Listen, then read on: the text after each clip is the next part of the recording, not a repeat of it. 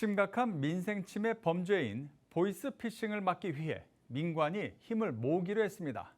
이원석 검찰총장과 조영병 전국은행연합회 회장이 직접 나서서 이 보이스피싱 예방책을 마련하겠다고 약속했는데요. 이 두 수장이 참석한 민간 합동 세미나 현장에 유수민 기자가 다녀왔습니다.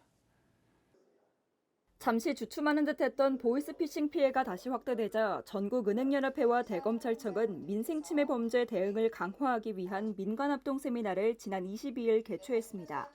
이원석 검찰총장을 비롯해 조용병 은행연합회장, 국민의힘 정점식 정책위의장 등 150여 명이 참석한 이번 세미나에서는 보이스피싱 예방을 위한 실질적인 방안들이 논의됐습니다.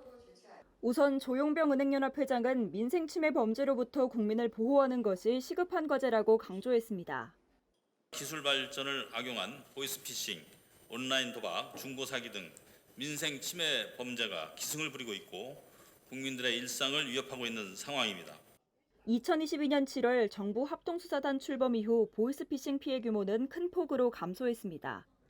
2021년 7,744억 원으로 정점을 찍은 뒤 지난해 4,472억 원까지 줄었습니다. 그런데 올해 들어 지난 5월까지 피해 규모는 2,563억 원으로 지난해 같은 기간과 비교해 50% 늘었습니다. 이원석 검찰총장은 처벌만으로는 민생침해 범죄를 막을 수 없다며 사전 차단의 중요성을 강조했습니다. 형사처벌만으로는 이 보이스피싱을 막을 수 없고 국민 재산을 지켜줄 수 없습니다. 사전에 범죄를 막아서 피해를 예방하고 범죄의 확산을 차단하는 것이 훨씬 더 중요합니다. 이를 위해 금융, 통신, 사법각 영역의 관계자들이 협력해 예방책을 마련해야만 한다고 덧붙였습니다.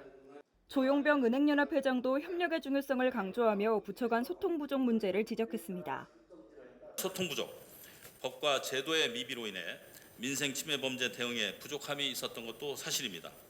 특히 피해금이 빠져나가는 것을 신속하게 차단할 수 있는 지급 정지 제도의 확대 논의 등이 제자리 걸음을 하는 동안 국민들의 피해가 지속적으로 발생하고 있어 은행연합회와 대검찰청은 이번 세미나를 계기로 민생침해 범죄 근절을 위한 협력을 강화해 나갈 방침입니다.